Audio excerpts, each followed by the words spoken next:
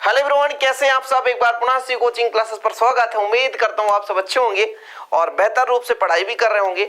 और आज के हम केमिस्ट्री के इस लेक्चर में हम ठोस में जो भी दोष पाए जाते हैं, जिस प्रकार से ऑब्जेक्टिव क्वेश्चन यहाँ से पूछे जाते हैं, पूरा कंप्लीट चर्चा करने वाले हैं मात्र एक वीडियो में।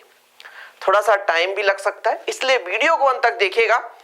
जो भी क्वेश्चन इससे बनते हैं ऑब्जेक्टिव टाइप के, वो भी क्लियर कर देंगे। अभी मेन रूप से आज का हमारा टॉपिक है थ्योरी जब कंप्लीट हो जाता है तो लास्ट में ऑब्जेक्टिव कराएंगे, बिल्कुल आपको चिंता करने की जरूरत नहीं है। तो चलिए शुरू करते हैं ठोसों में दोष। अब देखिए इनकी जो परिभाषाएं हैं आज मैं बोलूंगा, आज मैं यहाँ पे आपको बोल दूंगा तो आप लिख लेंगे। जैसे कोई भी ठोस होगा वो कहीं ना कहीं रचक इकाई घटक से मिलकर बना होगा। रचक इकाई घटक मतलब अणु, परमाणु या आयन से मिलकर बना होगा। किसी न किसी पदार्थ में इलेक्ट्रॉन भी रहते हैं, इलेक्ट्रॉन का भी एक निश्चित क्रम में संयोजन होगा।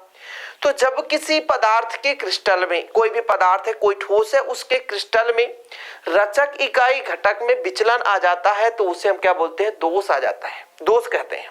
विचलन मतलब अपने स्थान से या तो बाहर चले गए या तो अदर जगह में चले गए। जैसे एक विद्यालय में कक्षा 10 का मतलब मान लीजिए वहां पर क्लास लगा हुआ है और वहां पे सभी बच्चे एक नियमित क्रम में व्यवस्थित हैं। लड़कियां जो है एक लाइन पे हैं और लड़के जो है एक लाइन पे बैठे हुए हैं, मतलब एक एक साइड पे बैठे हैं। और अभी वहां से हम यदि कह दें कि एक लड़का लड़कियों की लाइन पे चला जाए और एक लड़की लड़कों की लाइन पे चला जाए तो फिर विचलन हो गया, अव्यवस्था हो गई। अब उस क्लास में क्या हो गया, दोष उत्पन्न हो गया। उसी प्रकार से हमारे पास क्या होता है, एक सॉलिड होता है जिसका क्रिस्टल होता है, उसके रचक इकाई घटक होते हैं। रचक इकाई घटक एक नियमित क्रम में व्यवस्थित होते हैं, तभी एक सॉलिड का निर्माण करते हैं। ये सब कुछ मुख्य रूप से क्रिस्टलीय ठोस में पाया जाता है। अक्रिस्टलीय में तो रचक इकाई घटक नियमित क्रम में व्यवस्थित नहीं रहते, तो उसकी बात ही कहां करेंगे। तो क्रिस्टलीय ठोस, चूंकि आपको पता है ठोस को दो भागों में बांटा है, क्रिस्टलीय ठोस और अक्रिस्टलीय ठोस। क्रिस्टलीय ठोस की बात करें तो क्रिस्टलीय ठोस में रचक इकाई घटक एक नियमित क्रम में व्यवस्थित होते हैं। वहीं पे यदि हम अक्रिस्टलीय की बात करते हैं तो अक्रिस्टलीय ठोस में रचक इकाई घटक नियमित क्रम में व्यवस्थित नहीं होते। तो अक्रिस्टलीय ठोस में कहां से हो जाएगा, जब नियमित क्रम में व्यवस्थित ही नहीं है तो फिर अक्रिस्टलीय ठोस में कहां हो जाएगा। ठीक है, क्या होगा, तो क्रिस्टलीय ठोसों में पाए जाते हैं। अब थोड़ा समझना है, जैसे प्यारे बच्चों क्रिस्टलीय ठोस में इलेक्ट्रॉन के कारण कोई ना कोई दोष उत्पन्न हो जा रहा है। जैसे मान लीजिए आपका कोई तत्व है और तत्व के निम्न ऊर्जा स्तर से इलेक्ट्रॉन उच्च ऊर्जा स्तर पर चले जाते हैं तो उनके नियमित क्रम व्यवस्था में क्या हो जाती है, अनियमितता आ जाती है, तो दोष उत्पन्न हो जाता है। तो हम क्या बोल सकते हैं, उसे इलेक्ट्रॉनिक दोष। लेकिन जब रचक इकाई घटक अपने स्थान को छोड़कर, जैसे आयन है, अणु, परमाणु अपने स्थान को छोड़कर जाते हैं, तब वहां पे बिंदु दोष होता है। तो आप लोग ठोसों में दोष लिख सकते हैं कि कोई भी ठोस होता है वो रचक इकाई घटक से मिलकर बना होता है, नियमित क्रम व्यवस्थित होते हैं। किंतु यदि उनमें अनियमितता हो जाती है, रचक इकाई घटक में अनियमितता हो जाती है, तब एक प्रकार का दोष उत्पन्न हो जाता है। या कि ऐसे लिख लो, क्रिस्टलीय ठोसों में रचक इकाई घटक के अनियमित क्रम में व्यवस्थित होने से या विचलन होने से क्या उत्पन्न हो जाता है, दोष उत्पन्न होता है। ऐसा आप लिख लो, ठीक है। या आपको और सरल लिखना है तो क्रिस्टलीय ठोसों में रचक इकाई घटक का है ना अनियमित व्यवस्था दोष कहलाता है, या क्रिस्टलीय ठोसों में रचक इकाई घटक में होने वाला विचलन दोष कहलाता है। अपने भाषा में लिखो ना, ये विचलन ठोस की दोष की परिभाषा नहीं। दोष क्या है, हम एक नियमित क्रम में पढ़ाई कर रहे हैं, सुबह से 1 घंटे फिजिक्स, केमिस्ट्री, मैथ पढ़ रहे हैं, लेकिन हम 3 दिन 4 दिन बेहतरीन पढ़ रहे हैं। अब बीच में 1 घंटा पढ़ना था, बीच में आधे घंटा कॉल आ गया तो कॉल में बात करने लग गए, व्हाट्सएप पे चैटिंग करने लगते, ये दोष है। हम डेली विद्यालय जा रहे होते हैं, 6 क्लास ले रहे होते हैं, लेकिन अब इस विद्यालय में ऐसे लोगों के साथ संगत लग गई कि हाफ पीरियड में हम सोचे कि अब चलो चलते घूमने, बाहर चले गए तो अपन घूमने लग गए, तो हमारे अंदर दोष हो गया। इसी प्रकार से ठोसों में भी इलेक्ट्रॉन बोले चलो हम अपने कक्षा को छोड़कर विचलन करने लग जाते हैं। जैसे घर में 10 बच्चे हैं, 10 बच्चे कुल मिलाकर के घर में जिनकी बड़ी फैमिली होगी उनकी 10 बच्चे, एक के पास 10 बच्चे नहीं बात कर रहा हूँ, ठीक है, 10 बच्चे हैं। 10 बच्चों का एक नियमित रूटीन है कि हाँ भाई साहब, नियमित क्रम में उठना, नियमित क्रम में है ना पढ़ाई करना, अध्ययन करना, खेलना कूदना, सब एक नियमित व्यवस्था है। लेकिन एक बच्चा क्या हो गया, बुरे संगत का असर पड़ गया, दोस्तों के साथ वो घूम रहा है, तो फिर वो वहां पे दोष हो जाता है। इसी प्रकार से क्रिस्टल के भी रचक इकाई घटक होते हैं। रचक इकाई घटक में जब अनियमितता आ जाती है, आपस में लड़ जाती, तू कहां मैं चला, भाई ऐसे में तो फिर दोष हो जाता है। ठीक है, तो कुल मिलाकर आपने सीखा कोई ठोस है, वो क्रिस्टल है, क्रिस्टल में रचक इकाई घटक है, उन्हें में विचलन हो गया तो दोष हो गया। समझ में आया? अब यदि हम वर्गीकरण की बात करें तो ठोस में दोष यहां पर मैंने 3 लिखा है, एक इलेक्ट्रॉनिक दोष, एक बिंदु दोष और एक और दोष किसी किसी बुक में मिल जाता है, पंक्ति दोष। पंक्ति दोष सब चर्चा करूंगा, बिल्कुल आप चिंता ना करो। ठोसों में 3 प्रकार के दोष पाए जाते हैं, लेकिन मुख्य रूप से आप 2 ही पढ़ोगे, एनसीईआरटी ये 2 ही रिफर करता है, आप देख लेना। कभी कभी किसी किसी बुक में पंक्ति दोष भी मिल जाता है। इलेक्ट्रॉनिक दोष या बिंदु दोष किसे कहेंगे, थोड़ा परिभाषा भी लिखते चलना। मैं परिभाषा आज नहीं लिखूंगा, पूरा आपको केवल समझाऊंगा। जैसे प्यारे बच्चों में सिलिका की बात करूं, सिलिका का परमाणु क्रमांक होता है 14, यानी पहले कोष में 2 इलेक्ट्रॉन भरेंगे, फिर 8 भरेंगे, फिर आपके 4 हो गए। अब देखिएगा जरा, ये सिलिका है, यहां से प्यारे बच्चों ये सिलिका है, 2 इलेक्ट्रॉन भर दिया हमने, फिर दूसरे में कितने इलेक्ट्रॉन भर दिया हमने, 8 इलेक्ट्रॉन भर दिया। देखो जरा, 8 इलेक्ट्रॉन भर दिया, ये सब आप 11वीं क्लास में पढ़ते आ रहे हो। ठीक है, और फिर हम तीसरे में भर दिए, कितने, तीसरे में कितने भर दिए, 4 भर दिए। तो 1 2 3 और 4। अब देखो जरा, अब जब वो एक नियमित क्रम में व्यवस्थित है, फिक्स है ना, आप बाहु के आधार पर इलेक्ट्रॉन भर दिए, हुंड के आधार पर, और ये बोरबरी के सिद्धांत के आधार पर हमने इलेक्ट्रॉन का भरा, मतलब पूरा कि प्रथम कोष में कितना इलेक्ट्रॉन, दूसरे कोष में, है ना। तो अब देखो बोरबरी ने बताया, उसके आधार पर हमने इलेक्ट्रॉन भर दिया। अब होता क्या है, जैसे मान लो इस सिलिकॉन को थोड़ा सा टेम्परेचर दे दें, क्या दे दें, टेम्परेचर देंगे, ताप देंगे, तो हो सकते हैं यहां से इलेक्ट्रॉन निकल जाए और ये जो इलेक्ट्रॉन है निम्न ऊर्जा स्तर से जाकर के उच्च ऊर्जा स्तर पर कन्वर्ट हो जाए। सिलिका आपका अर्धचालक होता है, अर्धचालक इसी कारण से कि इसको जब थोड़ा सा तापमान मिल जाता है तो इलेक्ट्रॉन निम्न ऊर्जा स्तर से उच्च ऊर्जा स्तर पर चले जाते हैं। समझो, इलेक्ट्रॉन निम्न ऊर्जा स्तर से उच्च ऊर्जा स्तर पर चले जाते हैं। अब यही इलेक्ट्रॉन क्या करते हैं, विद्युत का चालन करते हैं। यही इलेक्ट्रॉन क्या करते हैं, विद्युत का चालन करते हैं। देखो जरा, जैसे कोई बच्चा घर में है, कोई बच्चा स्कूल में है, तो अब एक टीचर के अंडर में, घर में एक पेरेंट्स के अंडर में है, लेकिन वो घर से बाहर चला जाता है तो फिर वो स्वतंत्र हो जाता है ना, मौज मस्ती करता है, उसकी कोई देख रेख की आवश्यकता नहीं होती, अपना खुद का मालिक होता है, बेहतरीन घूमता है। ऐसे ही भैया एक निश्चित क्रम में यहाँ पे इलेक्ट्रॉन थे, लेकिन निम्न ऊर्जा स्तर से इलेक्ट्रॉन कहाँ चले गए, उच्च ऊर्जा स्तर पर। अब ये इलेक्ट्रॉन क्या करेगा, इलेक्ट्रॉन इधर उधर घूमेगा, इलेक्ट्रॉन घूमेगा, भागेगा, है ना, भागना मतलब घूमना, समझ रहे हो। तो इलेक्ट्रॉन विचरण करेगा, और जब इलेक्ट्रॉन विचरण करेगा, इलेक्ट्रॉन का प्रवाह होगा तो धारा बहने लगती है। इसीलिए सिलिका को अर्धचालक कहा जाता है। क्या, अर्धचालक। जैसे आपको पता है कि धातु चालक है, अधातु भी है, ठीक है, और ये आपका ये उपधातु होता है और इसको अर्धचालक की श्रेणी में रखा जाता है। सिलिकॉन में एक अर्धचालक हो जाता है। अर्धचालक मतलब अल्प मात्रा में धारा बहने लगती है। अधातु, धातु, उपधातु, ठीक है, तो ये चीजें हैं। ठीक है, तो ये क्लियर है आपको कि कैसे कैसे मैंने समझा दिया कि भैया निम्न ऊर्जा स्तर से जब इलेक्ट्रॉन उच्च ऊर्जा स्तर पर चले जाते हैं, उपधातु की श्रेणी में रखा गया ना, 7 उपधातु है लगभग, ठीक है, 6 या 7 है। तो ये जो आपके सिलिकॉन है, ये सिलिकॉन के जो इलेक्ट्रॉन है निम्न ऊर्जा स्तर से जब उच्च ऊर्जा स्तर पर चले जाते हैं, कहां चले जाते हैं, निम्न ऊर्जा स्तर से उच्च ऊर्जा स्तर पर चले जाते हैं। 2 2 4 2 6 7, बिल्कुल 7। मैं कंफ्यूज में था इसलिए थोड़ा सा क्लियर कर दूं, 7 है, ठीक है, 7 है।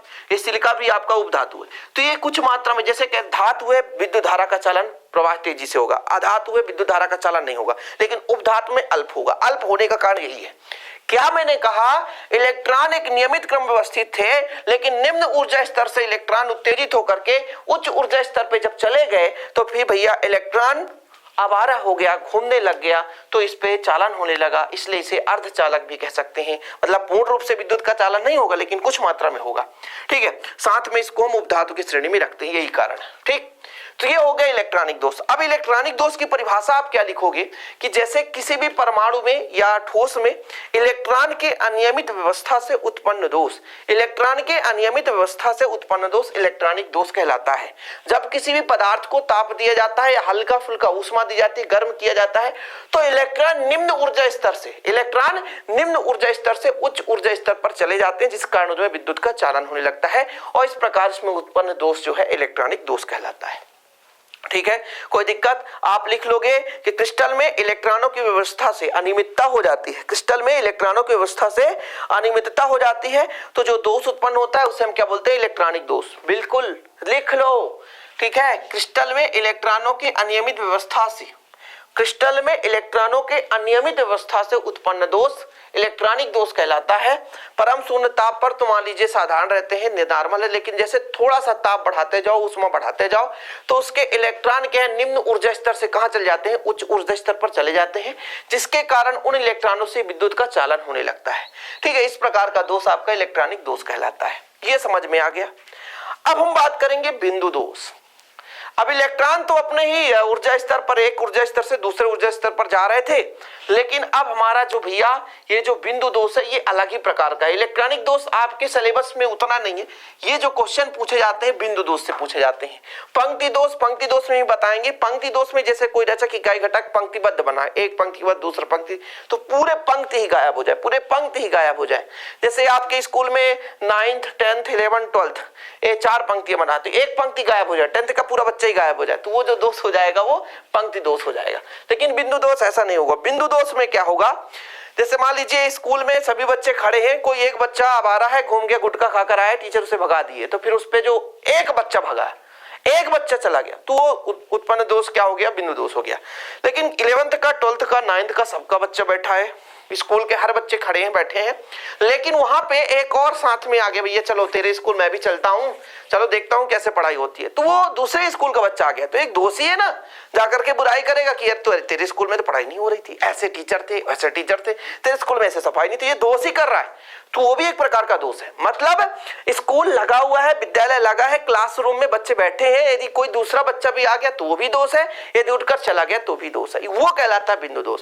अब जैसे मान ली कुर्सी में लगा, बारात में कुर्सियां लगी हुई है, बेहतरीन, सब लोग बैठे हैं, अब कोई बच्चा यदि उठ जाएगा बारात से, कोई व्यक्ति उठ गया, तो वो कुर्सी खाली हो कि नहीं? तो एक बिंदु बन जाएगा कि नहीं? एक बिंदु बन जाएगा, स्थान बन जाएगा, वो स्थान कहलाएगा आपका दोष, इसीलिए कहा जाता है बिंदु बन गया, बिंदु तो बिंदु दोष। समझ में आया?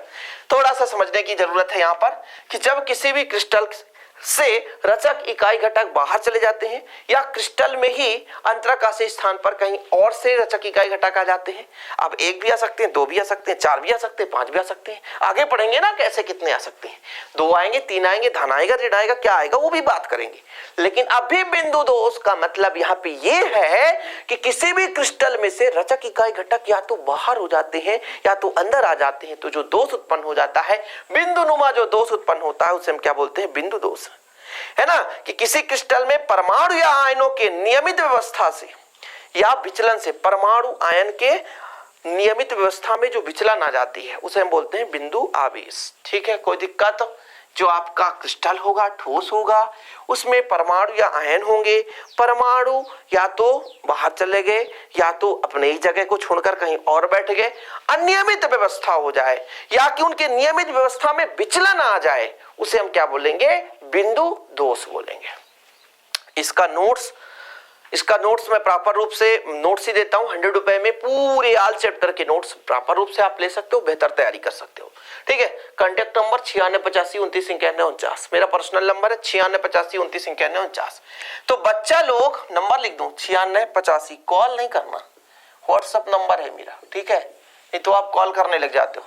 तो बिंदु दोष को 3 भागों में बांटा गया है, एक रस समीकरण मितीय दोष, अरस समीकरण मितीय दोष और अशुद्धि दोष। रस समीकरण मितीय दोष क्या कहलाता है? जिनमें परमाणुओं का अनुपात फिक्स रहता है, यदि धन आयन 10 है तो ऋण आयन भी 10 ही होंगे। तो रस समीकरण मितीय दोष में परमाणुओं का जो अनुपात है, एक नियमित क्रम में परमाणुओं का अनुपात निश्चित होता है। आरस समीकरण दोष में, इस प्रकार के दोष में जो परमाणुओं का अनुपात है निश्चित नहीं रहता, अनुपात फिक्स नहीं रहता, उसे कहते हैं आरस समीकरण मितीय दोष। आपके बुक में मिलेगा परिभाषा तो आप लिख लेना, यदि नहीं मिलेगा तो परेशान मत होना, हम आपको आगे पूरा कॉपी पेन में पूरा नोट्स प्रोवाइड करा देंगे, बिल्कुल चिंता नहीं करना।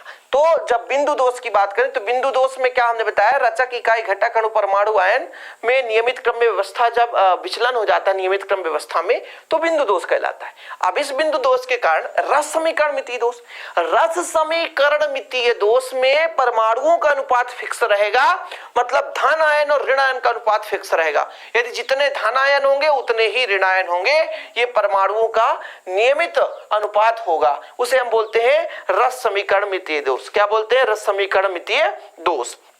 अर्थात उनमें जो ठोस में जो क्रिस्टल रचक घटक होंगे तो उनमें अनुपात में अंतर नहीं होगा, इतना याद रखिएगा। लेकिन वहीं पे हम बात करते हैं आरस समीकरण की, तो आरस समीकरण में ये निश्चित नहीं रहता कि ठोस में जो रचक इकाई घटक है या परमाणु या अणु है तो उनका अनुपात फिक्स है या नहीं, मतलब इनमें अनुपात फिक्स नहीं रहता। तो इतना आप लोग याद कर लीजिएगा कि जो आपका रस समीकरण मितीय दोष, इनमें परमाणुओं का अनुपात परिवर्तित नहीं होता, अपरिवर्तित रहता है, यानी फिक्स रहता है। यदि जितने धन आयन गायब होंगे उतने ही ऋण आयन गायब होंगे। लेकिन आरस समीकरण मितीय दोष में अनुपात परिवर्तित हो जाता है, फिक्स नहीं होता, ये आप लोग लिख लो, ठीक है। अशुद्धि दोष में क्या होता है, अशुद्धि दोष में ये होता है कि जैसे हमारे पास मान लो 12th के बच्चे बैठे हैं, अब यदि 12th का ही बच्चा गायब हो रहा है और या कि 12th का ही बच्चा आ रहा है तो ये रस समीकरण मितीय दोष, आरस समीकरण मितीय दोष हो गया। लेकिन अशुद्धि दोष में क्या हो गया, 12th का बच्चा बैठा था, 9th का बच्चा आकर बैठ गया, समझ रहे हो, यानी Cl में यानी हटा, सोडियम हटा, स्ट्रांसियम आकर बैठ गया, तो अशुद्धि दोष कहला जाता है।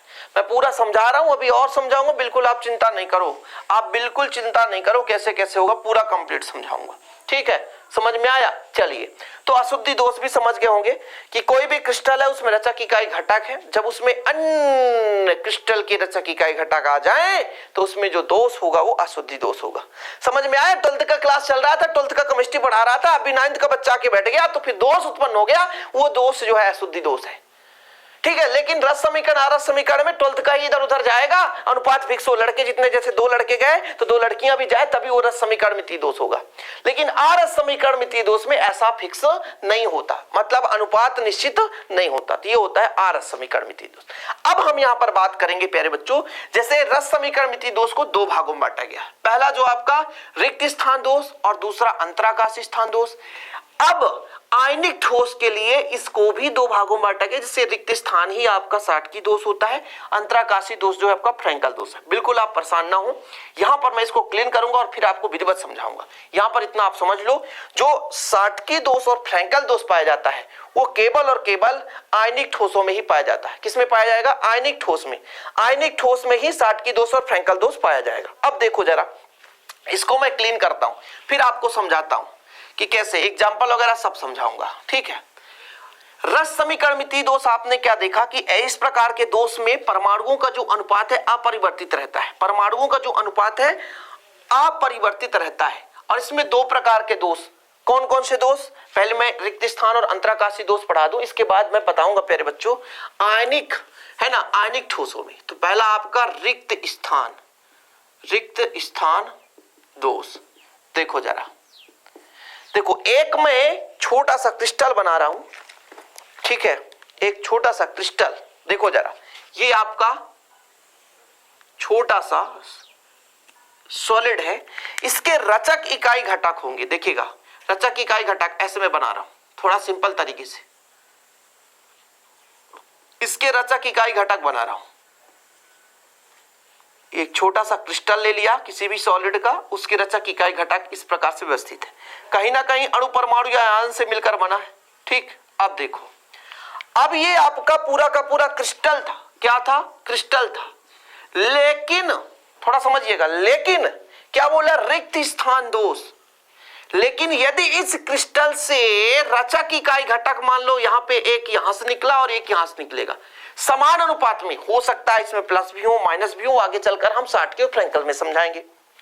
तो प्यारे बच्चों यदि मान लीजिए यहाँ पे एक धन निकला तो एक ऋण निकल गया, समझ लो, तो जितने धन निकलेंगे उतने ही ऋण निकलेंगे। तो अभी मुझको सिर्फ साधारण भाषा में समझना है, रिक्त स्थान दोष में क्या होते हैं कि जब क्रिस्टल का निर्माण होता है तो उसमें कुछ रचक इकाई घटक क्या होते हैं, अनुपस्थित होते हैं। देखो जरा, ये क्रिस्टल था, रचक इकाई घटक से मिलकर बना हुआ है। इसमें से हम कुछ कण को अनुपस्थित कर दिए, रिक्त कर दिए, खाली कर दिए। यानी क्रिस्टल रचक घटक में जब क्रिस्टल का निर्माण होता है तब उसमें कुछ अवयवी कण रिक्त रहते हैं, खाली रहते हैं, तो जो दोष उत्पन्न होता है उसे हम बोलते हैं रिक्त स्थान दोष बोलते हैं। क्या बोलते हैं? रिक्त स्थान दोष। ठीक है, कि जब क्रिस्टल में कुछ जालक बिंदु पर या जालक बिंदु पर जो रचक घटक होते हैं वो उपस्थित नहीं होते हैं, तब उसे बोलते हैं रिक्त स्थान दोष। ठीक है, ये आप साधारण भाषा में समझ लो, लिखना चाहो तो लिख लो, लेकिन आज मैं सिर्फ ये लेक्चर दे रहा हूं, केवल समझा रहा हूं, उतना आप लिखने की कोशिश मत करो। आप समझ लो, नोट्स ले लो, बेहतर रूप से आप लिख पाओगे। ठीक है, तो मैंने क्या कहा, ये आपका एक क्रिस्टल हो गया, क्रिस्टल हो गया। अब आपको एक चीज समझना जरूरी है कि जालक बिंदु किसे कहते हैं। जालक बिंदु किसे कहते हैं? जैसे हम इस क्रिस्टल के रचक इकाई घटक को दर्शाने के लिए बिंदु का प्रयोग करते हैं, बिंदु का प्रयोग करते हैं, और जिन बिंदुओं का हम प्रयोग करते हैं उन्हीं को कहते हैं जालक बिंदु। जैसे हमने इसमें कितने बिंदु दिखाई दे रहे हैं, तो 1 2 3 4 5 6 और 6 6 24, 24 हमारे जालक बिंदु होंगे। यहां भी एक जालक बिंदु होगा, यहां भी एक जालक बिंदु होगा, लेकिन कुछ जालक बिंदु रचक घटक नहीं रख रहे हैं, तो ये खाली हो गया है, यहां से कहीं ना कहीं चला गया है, तो इस प्रकार के दोष को हम क्या बोलते हैं? रिक्त स्थान दोष। तो परिभाषा लिखना चाहे तो लिख सकते हैं कि क्रिस्टल के कुछ जालक बिंदु जब रचक घटक नहीं रखते, रचक घटक का मतलब जिनसे वो मिलकर बना है, हो सकता है अणु से मिलकर बना हो सकता है परमाणु से मिलकर बना हो सकता है आयन से मिलकर बना हो, लेकिन जब वो जालक बिंदु यहां पे रचक घटक ही ना रखे तो हमारा वो जो दोष कहलाता है वो रिक्त स्थान दोष कहलाता है। रिक्त मतलब खाली। समझ में आया कि किसी क्रिस्टल में रिक्त स्थान दोष किस प्रकार से होता है? कि कोई क्रिस्टल बना है, उसके अणु परमाणु या आयन है, अणु परमाणु में से जो जालक बिंदु में जो रचक घटक है वही निकलकर बाहर चला गया, तो हमारा जो दोष होता है वो कहलाता रिक्त स्थान दोष। ये समझ में आ गया होगा। अब मैं आपको समझाने वाला हूं क्या? अंतराकाशी दोष। क्या समझाने वाला हूं? अंतराकाशी दोष। ठीक, एक एक करके पूरा समझाऊंगा, आप बिल्कुल चिंता ना करो, भले टाइम लग जाए थोड़ा सा। अंतराकाशी दोष, क्या कहा मैंने? अंतराकाशी दोष। अंतराकाशी दोष में क्या है? फिर से मैं एक छोटा सा क्रिस्टल बना देता हूं। क्रिस्टल में रचक इकाई घटक होगी, जालक बिंदु होगा। हाँ सर, ठीक है, सेम कंडीशन। चलो, ये आपके रचक इकाई घटक है, रचक इकाई घटक है, ये रचक इकाई घटक है। इनके बीच में कुछ ना कुछ स्थान दिख रहा है, तो जो स्थान दिखता है वो अंतराकाशी स्थान दिखता है, अंतराकाशी स्थान दिखता है। अंतराकाशी स्थान मैं आपको समझाने वाला हूं, थोड़ा सा समझिएगा। जैसे कोई क्रिस्टल है, पहले बच्चों यहां पर देखो जरा, इसका मैंने शॉर्ट वीडियो में आपको प्रोवाइड करा था। ये आपका क्रिस्टल है, ठीक है, ये रचक इकाई घटक है, इसके बीच कुछ रिक्त स्थान आपको दिख रहा है, यही कहलाता अंतराकाशी स्थान। आप कहीं से भी देखोगे कुछ ना कुछ इसके बीच, यानी इन अणु परमाणु आयन के बीच कुछ ना कुछ रिक्त स्थान दिखाई देगा, जगह दिखाई देगा, वही अंतराकाशी स्थान कहलाता है। ये आपका क्या है? ये आपका थोड़ा सा घन है, क्यूब है, 8 रचक इकाई घटक से मिलकर बना है, 8 जालक बिंदु है इसके, समझ रहे हैं? तो यहां पे मैंने कहा ये रचक इकाई घटक है, इनके बीच में कुछ रिक्त स्थान है, अंतराकाशी स्थान। अब देखो, अंतराकाशी दोष का मतलब क्या होता है कि ये जो क्रिस्टल है इसमें रचक इकाई घटक तो है ही, लेकिन जब कहीं बाहर से कोई रचक इकाई घटक आ गया, ले लो 2 रचक इकाई घटक आ गए, अंतराकाशी स्थान पर आकर के जमा हो गए, तब इस प्रकार का जो दोष है वो कहलाता है अंतराकाशी दोष। क्या कहलाता है? अंतराकाशी दोष कहलाता है। मैंने क्या कहा कि ये क्रिस्टल था, क्रिस्टल में रचक इकाई घटक थे, तो जब क्रिस्टल में रचक इकाई घटक के अतिरिक्त कोई अंतराकाशी स्थान पर अन्य प्रकार के रचक इकाई घटक आ जाते हैं, तो उत्पन्न दोष को हम क्या बोलते हैं? अंतराकाशी दोष। ठीक है, कि जालक बिंदु थे, जालक बिंदु के बीच रिक्त स्थान था, और रिक्त स्थान में कुछ अतिरिक्त घटक आ जाते हैं, तो इस प्रकार के दोष को हम अंतराकाशी दोष कहते हैं। सिंपल आप समझ गए होंगे कि यदि कोई बच्चा अपना जगह छोड़ करके चला जाता है, जिसे स्कूल में पंक्तियां बनी रहती हैं कि लड़कियां 1-2 लाइन में बैठे रहते हैं, लड़के भी बैठे रहते हैं, लेकिन बीच में कुछ ना कुछ तो जगह है। कोई बच्चा आ गया, एक्स्ट्रा बोला सर कल मैं एब्सेंट था, आज पढ़ूंगा, आकर के बीच में बैठ गया, तो फिर अंतराकाशी दोष हो गया। या कि लड़की जब उठ गई और एक लड़का बीच, हाँ इतना ध्यान रखिएगा, रस समीकरण मिति दोष में मैंने कहा ना कि एक पंक्ति में बच्चा बैठा है, बच्चियां बैठी हैं, तो एक यदि लड़का जा रहा तो एक लड़की भी जाएगी, रेशियो समान होना चाहिए। यदि यहां पर मैंने देखो 2 यहां पर हिलाया, क्योंकि रेशियो समान हो, अनुपात समान हो। यदि ये प्लस माइनस से मिलकर बने तो जितने प्लस हो उतने ही माइनस हो। इसलिए ही कहा गया रस समीकरण मितीय दोष में परमाणुओं का अनुपात फिक्स रहता है, परिवर्तित नहीं होता, फिक्स रहता है, परिवर्तित रहता है। इस चीज को आप नोट कर लो।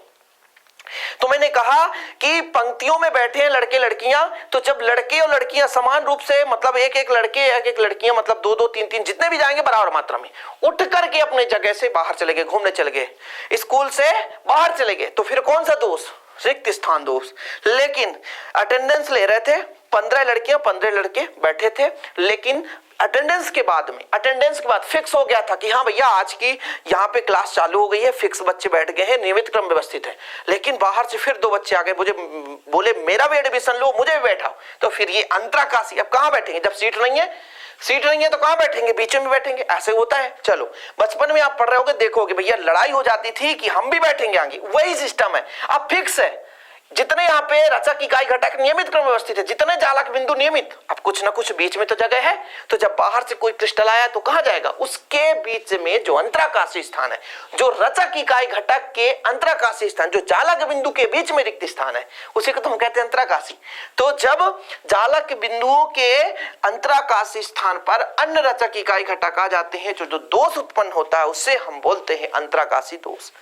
तो फिर देर किस बात की, इतना आप समझ लिए हो तो प्लीज आप लोग एक काम करें, इसको लिख लिया करें, परिभाषा भी मैं सब कुछ मिटा दूंगा, इसलिए भाई साहब थोड़ा सा आप लोग समझो। तो अंतराकाशी दोष समझ गए, रस समीकरण मितीय दोष समझ गए, इसको मैं भी क्लियर कर देता हूं क्योंकि अब मैं समझाने वाला हूं बहुत ही महत्वपूर्ण टॉपिक, जो रस समीकरण मितीय दोष का ही अंग है, वो समझने वाले हो आप साटकी दोष और फ्रैंकल दोष।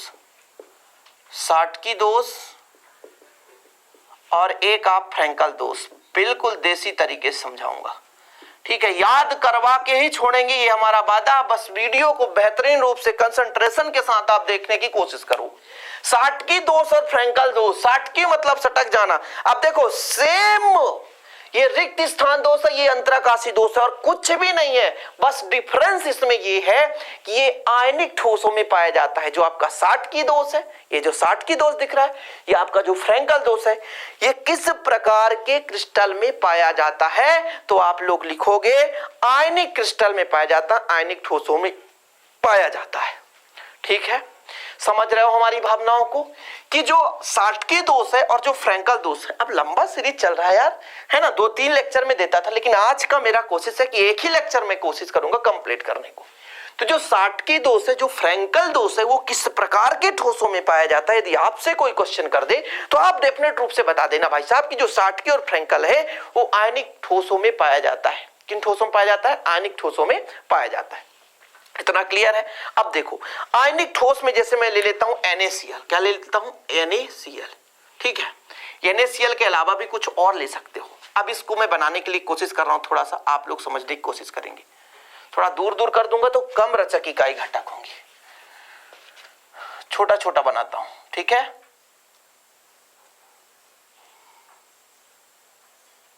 5 का सीरीज है तो हमारे पास कम से कम 4 तो होने ही चाहिए। ये लो, इतना बना दिया, ठीक है। इसके लिए भी ऐसे ही बनाता हूं, आपको दिख रहा होगा। 5 का बना दूं, ठीक, जैसे उसमें 5 का बना है, इसमें भी 5 का बना देता हूं, ठीक।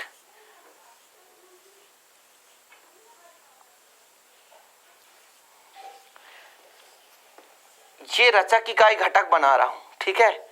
जैसे अभी आपने देखा अंतराकाशी स्थानों पर, इसको सिस्टमेटिक ही बनाएंगे ताकि यदि आप लोग भी बनाओ तो फिर दिक्कत ना हो सके, ठीक है। अच्छा भी लगना चाहिए, दिखना भी चाहिए बेहतरीन रूप से। ऐसे आप इनको जोड़ दो। अब देखो यार 3D तो बना नहीं सकता हूं यहां पर, है ना, क्योंकि मेरे पास उस तरह उपकरण है नहीं कि मैं इसका पूरा स्ट्रक्चरल रूप दिखा दूं। तो ये मेरा मार्कर से ही बनेगा जिसमें आप समझोगे, और समझने के लिए काफी होता है यार, समझने के लिए काफी होता है। आप इतने में भी काफी अच्छे तरीके से समझ सकते हो। एक दूसरे से जुड़े होंगे ना, तभी तो ये रचक इकाई घटक बनेगा, है ना। ये आपके क्रिस्टल बन चुकी, ये भी आपका क्रिस्टल है, ये भी आपका क्रिस्टल है। अब देखो जरा, मैं यहां पे लिख देता हूं, जैसे मैं बोल दिया X प्लस, तो फिर यहां पे Y negative, X plus Y negative, X plus Y negative, X plus Y negative, X plus Y negative, X plus Y negative, x plus Y negative, x plus Y negative, x plus Y negative, x plus Y negative.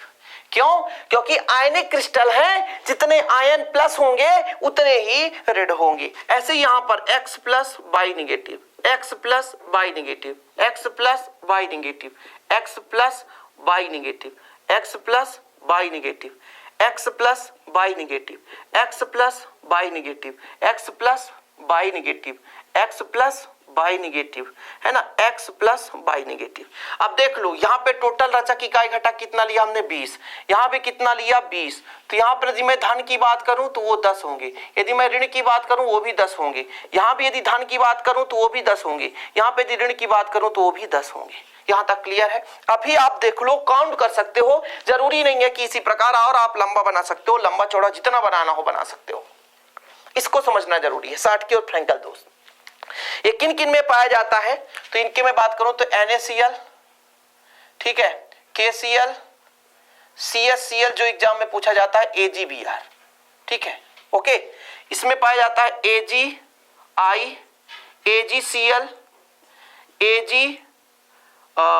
आपका AgBr, ठीक है, AgBr दोनों पाया जाता है। एक सबसे popular objective बनता है कि ऐसा कौन सा क्रिस्टल है या ऐसा कौन सा यौगिक है जिसमें साटकी और फ्रैंकल दोनों दोष पाए जाते हैं, और एक ZNS जिंक सल्फाइड।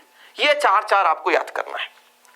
तो जो आपका AgBr है, जो आपका AgBr है उसमें साटकी दोष भी और फ्रैंकल दोष भी पाया जाता है। अब क्या कहा हमने? रस समीकरण मितीय दोष में परमाणुओं का अनुपात फिक्स रहता है, मतलब जितने धन होंगे उतने ऋण होंगे। और मैंने कहा साटकी दोष में परमाणु के जो रचक इकाई घटक है, यहाँ पे आयन है, तो आयन निकल करके जाएंगे। तो मैं आपसे कहूंगा साटकी मतलब सटक जाना। अपने क्लास से उठा एक लड़का और एक लड़की चले गए सैर करने, तो बच्चा एक हम ले लेते हैं वाई निगेटिव, यहां से खाली हुआ, ये खाली हो गया, और एक हम ले लेंगे एक्स पॉजिटिव, यहां से खाली हो गया। अब ये जो है खाली हो गए, इसमें कोई आवेश नहीं है, ये खाली हो गए। तो क्या बोला? साटकी मतलब सटक जाना, जब कोई रचक इकाई घटक अपने जालक बिंदु या अपने स्थान को छोड़कर बाहर निकल जाते हैं, तो आयनिक क्रिस्टल में उत्पन्न होने वाला जो दोष है वो साटकी दोष कहलाता है। इतने में भी आपको समझ में नहीं आया तो मैं गजब समझूंगा। मैं क्या कहना चाहता हूं समझो, ये क्रिस्टल है, क्रिस्टल में आपको दिख रहा रचक इकाई घटक प्लस और माइनस, जितनी मात्रा में प्लस बाहर निकला उतना ही माइनस निकल गया। यदि एक प्लस और एक माइनस निकला तो यहां पर कितने कितने बचे? 9। रेशियो समान है, रेशियो समान है, अनुपात समान है। पहले आपने 10 अनुपात 10 निकाला तो भी एक आया, अब 9 बचे, 9 अनुपात 9 निकाला तब पर भी एक आया।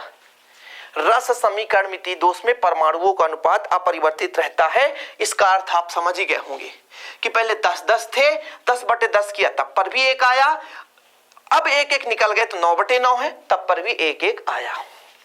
अनुपात फिक्स रहता, अनुपात परिवर्तित नहीं होता है, तो आपका साटकी दोष हो जाता है।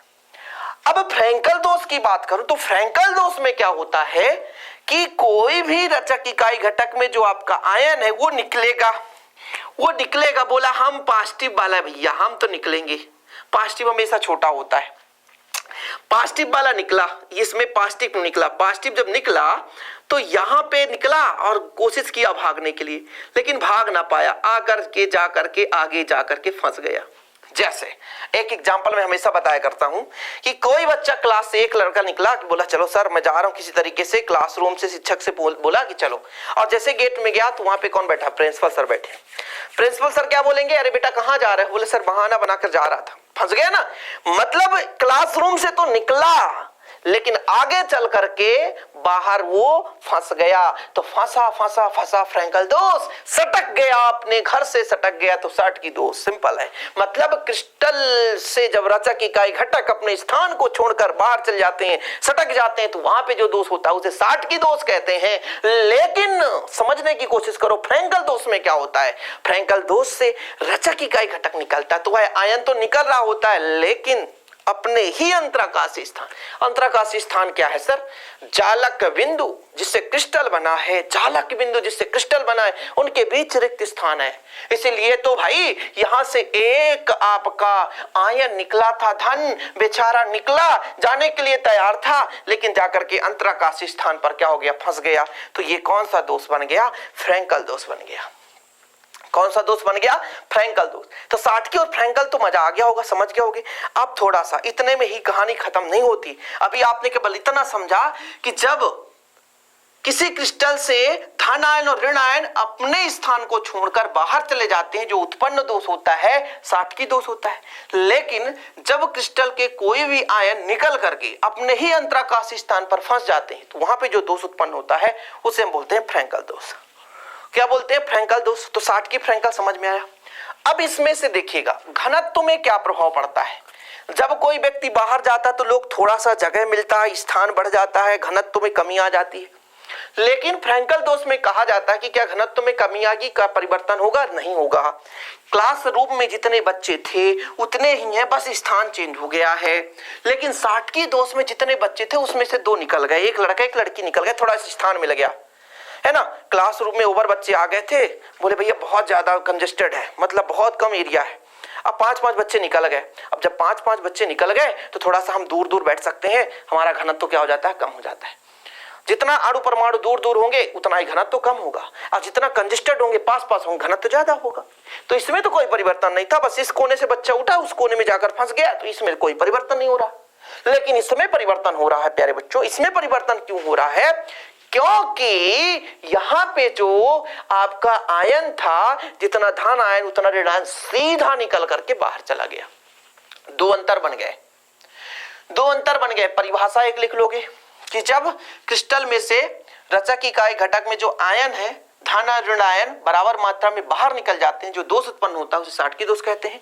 लेकिन जब क्रिस्टल के रचक इकाई घटक में जो आयन होता है वो अपने जालक बिंदु को छोड़ करके अंतराकाशीय स्थान पर जाकर फंस जाता है, उसे हम बोलते हैं फ्रैंकल दोष। दूसरा आप लिखोगे अंतर कि साटकी दोष में घनत्व कम हो जाता है, थोड़ा सा रिक्त स्थान मिलता है तो दूर दूर हो सकते हैं, तो घनत्व कम हो जाता है। फ्रैंकल दोष में घनत्व में कोई परिवर्तन नहीं होता। एक चीज और लिखोगे, साटकी दोष में जो धन का आकार है वो ऋण के आकार के बराबर होता है, लेकिन फ्रैंकल दोष में जो धन का आकार है वो छोटा होता है ऋण के आकार से। यानी साटकी दोष, यानी इस प्रकार के जो क्रिस्टल होते हैं, साटकी दोष वाले जो क्रिस्टल होते हैं, इनमें धन आयन और ऋण आयन का आकार बराबर होता है। क्या होता है? धन आयन और ऋण आयन का आकार बराबर होता है। लिख लो, लिखते चलो। मैंने पहले परिभाषा बता दिया, घनत्व तो इसमें कम हो जाता है, घनत्व में कोई परिवर्तन नहीं होता। इसमें जो है प्यारे बच्चों मैंने क्या कहा? धन आयन का आकार, साटकी दोष में धन आयन का आकार ऋण आयन के आकार के बराबर होता है, लेकिन फ्रैंकल दोष में धन आयन का आकार ऋण आयन के आकार से छोटा होता है। क्या होता है? छोटा हो जाता है। क्लियर? और अब ये एक चीज और याद रखिएगा, जब भी किसी क्रिस्टल में दोष उत्पन्न हो जाता है तो ये जो इलेक्ट्रॉन आयन है यहां वहां चलने लग जाएंगे तो विद्युत का चालन होने लगता है। एक चीज ये भी समझिएगा, ठीक है? क्लियर है? यहां तक क्लियर हो भाई साहब? तो अंतर लिख लेना आप लोग, थोड़ा सा 3 अंतर तो लिख ही लिए होगे। एक और लिख लेना आपके बुक में है कि जो आपका साटकी दोष होता है इसमें परावैद्युतांक का कोई प्रभाव नहीं पड़ता। ठीक है, लिख लो आप लोग, साटकी दोष में परावैद्युतांक का कोई प्रभाव नहीं पड़ता, और फ्रैंकल दोष में परावैद्युतांक का मान बढ़ जाता है। साटकी दोष में परावैद्युतांक में कोई प्रभाव नहीं पड़ता परावैद्युतांक का, और भैया फ्रैंकल दोष में परावैद्युतांक का मान बढ़ जाता है। इतना क्लियर कर लिए हो तो फिर हम आगे चलते हैं भैया आरस समीकरण मितीय दोष में। किसमें? आरस समीकरण मितीय दोष। तो आप लोग यदि स्क्रीनशॉट लेना चाहते हो तो इसका स्क्रीनशॉट भी ले सकते हैं। साटकी दोष, फ्रैंकल दोष का स्क्रीनशॉट ले लें, क्योंकि इसको मैं अब क्लियर करने वाला हूं, तभी आपको समझा पाऊंगा धातु अधिक दोष और धातु न्यूनता दोष वगैरह, है ना। रस समीकरण मिति के बाद आरस समीकरण मिति दोष। तो इतना में आप स्क्रीनशॉट ले सकते हैं, कोई दिक्कत नहीं। आगे अब चलते हैं आरस समीकरण। आपने पढ़ा कि सर रस समीकरण मिति दोष में जो अणु परमाणु या आयन है उनका फिक्स अनुपात होता है, लेकिन अब आरस समीकरण मिति दोष में ये चीज हमको ध्यान नहीं रखना है। धनायन ऋणायन बराबर नहीं कि जितने धनायन गायब उतने ही ऋणायन गायब, ये जरूरी नहीं है। इसमें क्या बोला गया कि कोई अनुपात निश्चित नहीं होता, यानी परिवर्तित हो जाता है। क्या? परिवर्तित हो जाता है। अब दो चीज यहां पर है। एक आपका धातु अधिक दोष, धातु अधिक दोष में धनायन की अधिकता, धनायन अधिक होगा, क्या होगा, धनायन अधिक होगा। धातु न्यूनता, इसमें धन आयन की कमी होगी। क्या होगी, धनायन की कमी। समझ लो, चाहे जो करना पड़े, चाहे जो करना पड़े, धनायन की क्या होगी, कमी। धातु अधिक दोष में धनायन की क्या होगी, अधिकता होगी। धातु न्यूनता दोष में क्या होगी, धनायन की कमी होगी। चलो समझते हैं। जो आपका आरस समीकरण मिति दोष, इसमें आप लोग लिख सकते हो कि इस प्रकार के दोष में परमाणुओं का जो अनुपात है परिवर्तित हो जाता है। आरस समीकरण मिति दोष में क्या लिखोगे, परमाणुओं का जो अनुपात है वो परिवर्तित हो जाता है। इसके दो प्रकार हैं, एक पहला आपका धातु अधिक दोष, तो आप लोग हेडिंग लगाएंगे धातु अधिक दोष। ठीक है, थोड़ा मैं क्लियर कर देता हूं यहां से, क्योंकि मुझे डायग्राम बनाकर समझाना पड़ेगा। धातु अधिक दोष, धातु अधिक दोष, ये कितने प्रकार से बच्चा लोग, दो प्रकार से। धातु अधिक कब कब हो सकता है, धातु अधिक का मतलब धन आयन की अधिकता, पहले आप फिट करो। धातु अधिक मतलब धन आयन की अधिकता, धातु न्यूनता मतलब धन आयन की कमी।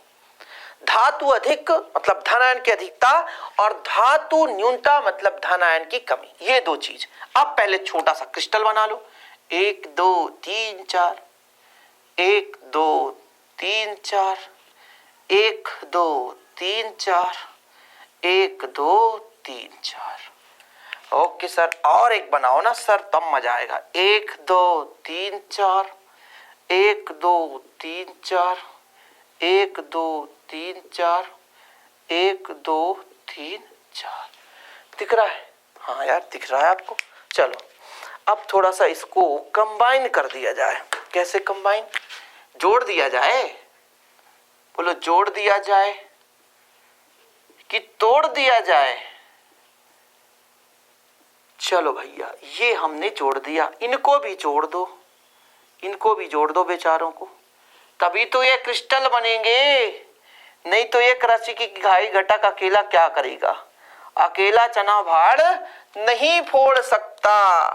अब मैंने कहा था यदि x प्लस है तो y निगेटिव, x प्लस है तो y निगेटिव, x प्लस है y निगेटिव, x प्लस है y निगेटिव, x प्लस है y निगेटिव, x प्लस है तो y निगेटिव, x प्लस है y निगेटिव, x प्लस है y निगेटिव। बनाना बहुत आसान है, बनाना बहुत आसान है भैया, हमने शुरू किया। देखो जरा, x प्लस है y निगेटिव, x प्लस है y निगेटिव, x प्लस है y निगेटिव, x प्लस है y निगेटिव, x प्लस है y निगेटिव, x प्लस है y निगेटिव, x प्लस है y निगेटिव, x प्लस है y निगेटिव।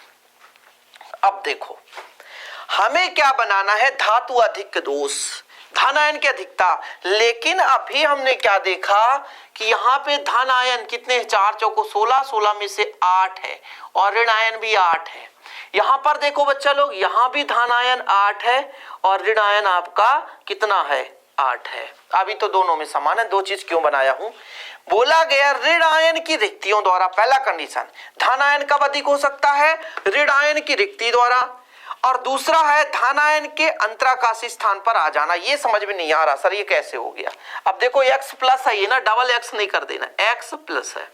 अब देखो जरा थोड़ा समझने की कोशिश करना, ऋण आयन की रिक्तियों द्वारा मतलब इस क्रिस्टल में से कोई ऋण आयन बाहर चला जाए, ये बाहर चला गया और इस ऋण आयन का कोई छोटा सा परमाणु बाहर गया तो इसके उदासीनता को बनाए रखने के लिए इलेक्ट्रॉन छोड़ गया ताकि उदासीनता बना रहे, और इसी को कहते हैं यफ केंद्र। क्या बोलते हैं, यफ केंद्र। अब जरा देखो यहाँ पे धनायन 8 थे, अब ऋणायन हो गए 7, क्योंकि एक ऋणायन वाला परमाणु बाहर चला गया। अब जरा इसमें देखो कौन अधिक है, धनायन की ऋणायन, तो धनायन अधिक है।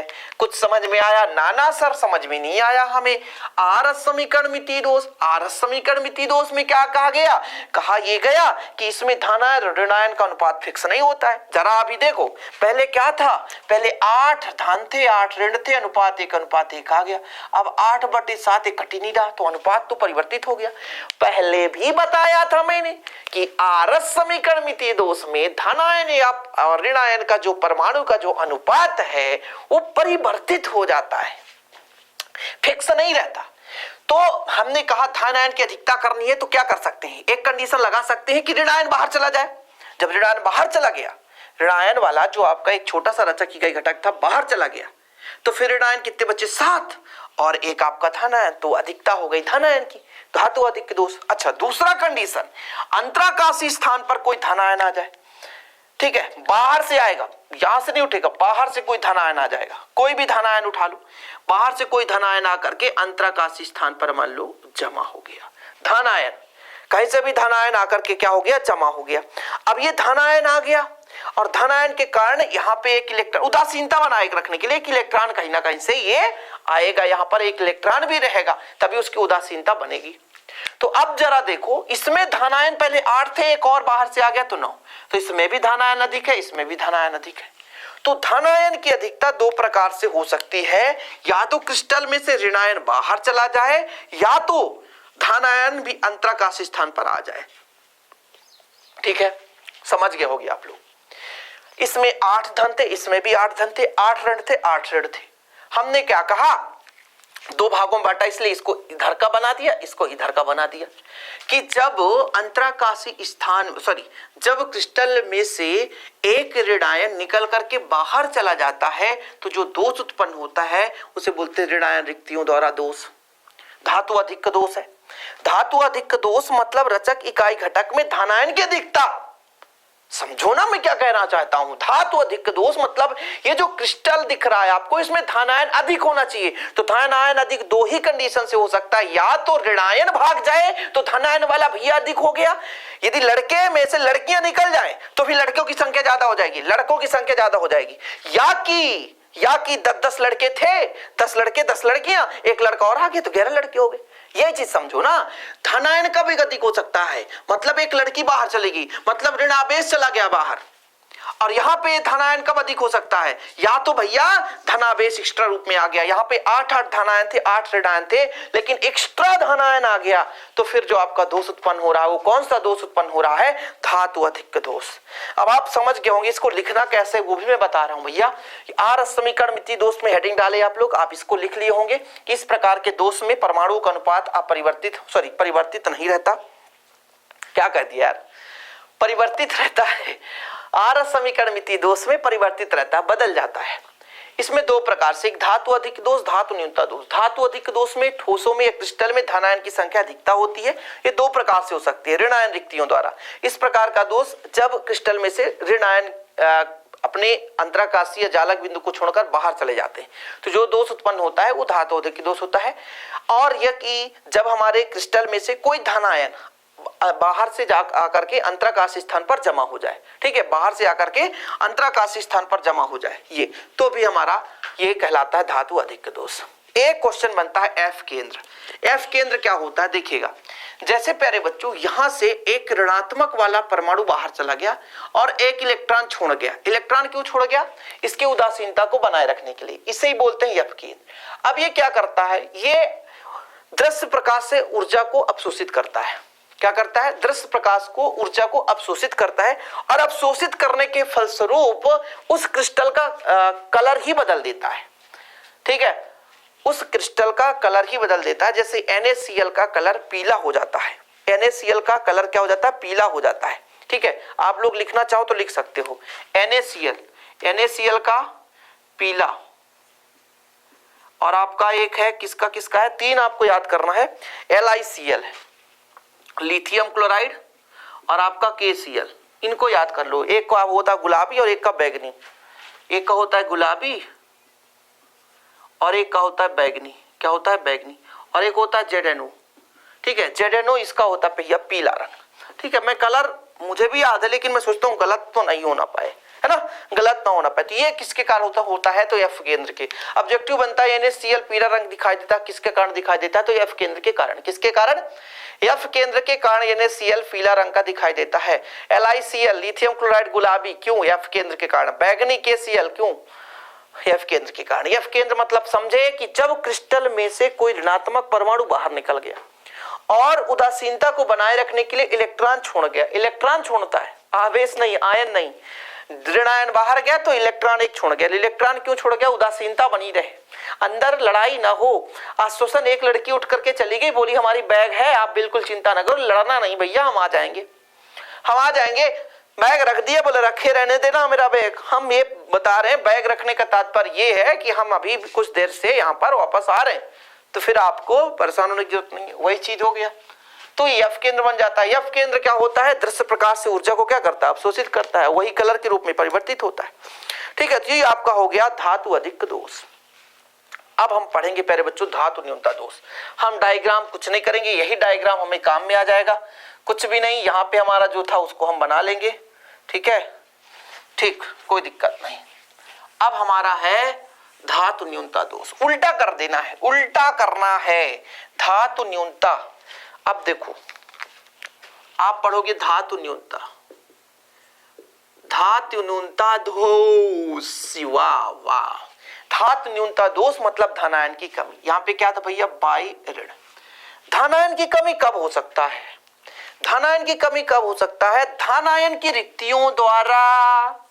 किसके द्वारा? धनायन की रिक्ति, मतलब अब धनायन भाग जाए, धनायन निकल कर भाग गया तो धनायन, जब क्रिस्टल में से धनात्मक आयन निकल करके अपना जालक बिंदु को छोड़ करके बाहर चला जाता है, जो दोष उत्पन्न होता है वो धातु न्यूनता दोष हो जाती है। धनायन, धनायन की कमी, धनायन भाग गया, या कि आकर के ऋण आयन कहीं से आ जाए, ऋण आयन आ जाए, जैसे बाई निगेटिव आ गया भैया, बाई निगेटिव आ गया, तो फिर बताओ जरा, बाई निगेटिव कहीं बाहर से आ गया।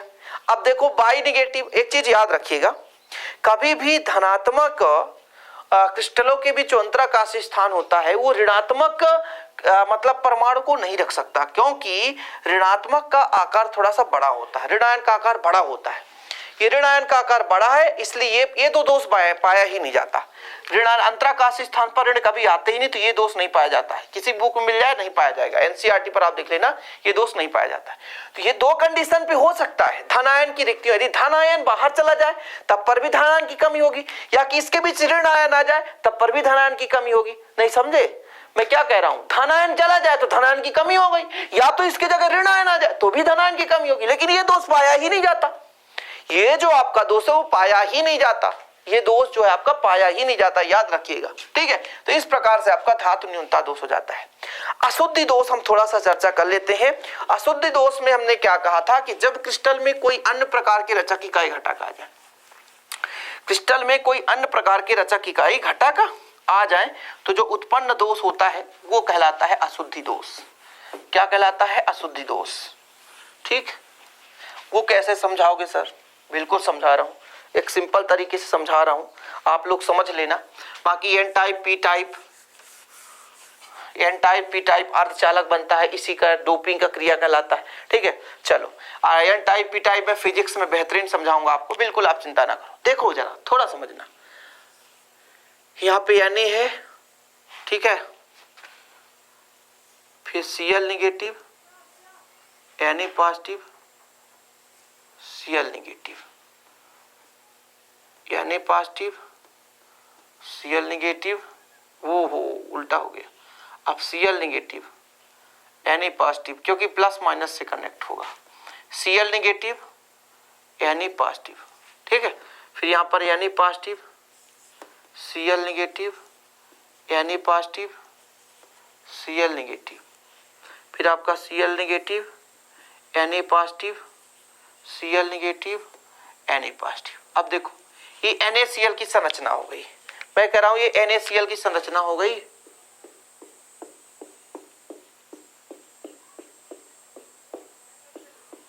ठीक है, ये NaCl की संरचना हो गई, जिसमें आपके 8 Na हैं और आपके 8 Cl निगेटिव बराबर है, अभी फिक्स है, इसमें कोई दिक्कत नहीं। ये अभी आपका आयनिक क्रिस्टल है, इसमें धनायन और ऋणायन बराबर है। लेकिन यहां पर प्यारे बच्चों सोडियम निकल जाए, सोडियम निकल जाए, यहाँ पे सोडियम निकल जाए और यहाँ पर स्ट्रांसियम आ जाए, एक एक स्ट्रांसियम, तो ऐसा हो नहीं सकता, क्योंकि स्ट्रांसियम में 2 पॉजिटिव है, तो ये खाली ही रहेगा। क्यों? क्योंकि धनायन धन 8 रहना चाहिए और ऋण 8 रहना चाहिए। तो अब जरा देखो, ये क्रिस्टल था, ये क्रिस्टल तो था, इसके रचक इकाई घटक जो है Na पॉजिटिव और Cl निगेटिव है। NaCl से बना हुआ है, यानी सोडियम पॉजिटिव और Cl नेगेटिव से बना हुआ है, लेकिन अन्य प्रकार का यहां पर घटक आ गया, रचक इकाई घटक स्ट्रांसियम आ चुका है, इसलिए जो एक प्रकार से दोष उत्पन्न होता है उसे हम कहते हैं अशुद्धि दोष। क्या बोलते हैं? अशुद्धि दोष। मतलब किसी भी क्रिस्टल में अन्य प्रकार के पदार्थों का मिश्रण अशुद्धि दोष का निर्माण करता है, अशुद्धि दोष तैयार करता है। जब कोई क्रिस्टल है, क्रिस्टल के रचक इकाई घटक है NaCl है भैया, Na पॉजिटिव Cl नेगेटिव, लेकिन वहां पर जब अन्य प्रकार का कोई रचक इकाई घटक आ जाए, अन्य प्रकार का पदार्थ आकर मिल जाए, तो जो दोष उत्पन्न होता है उसे हम अशुद्धि दोष कहते हैं। ठीक है, आगे हम पढ़ेंगे N प्रकार का अर्धचालक, P प्रकार का अर्धचालक, बिल्कुल आप चिंता ना करो, वो हम अर्धचालक में पढ़ा देंगे। लगभग आपका सिलेबस बहुत ही जल्द हो जाएगा इस चैप्टर का, कोई दिक्कत ही नहीं है। तो वीडियो पसंद आए तो लाइक करें, और यार इतना मेहनत के बाद आपको मैं कहना चाहता हूं कि यदि आप शेयर नहीं करते तो भाई हमारा मेहनत बेकार होता है। तो प्लीज आप अपने दोस्तों को, 1-2 दोस्तों को भी आप शेयर करेंगे तो बहुत हेल्प होगा। यदि आप 10 लोग देख रहे हैं तो वो 10 दोस्तों को शेयर करेंगे, ऐसे ही वो 10 अगले 10 को शेयर करेंगे, कुल मिलाकर के थोड़ा सा हमारा भी हेल्प हो सकेगा। तो आप लोग शेयर करें, और मैं 100% कोशिश यही करूंगा कि आपको बेहतर कोशिश कर सकूं, बेहतर लेक्चर दे सकूं, जितना अच्छा से अच्छा हो सके वही कोशिश करूंगा। ठीक है, चलिए बच्चा लोग, मिलते हैं वीडियो के साथ। जय हिंद, वंदे मातरम।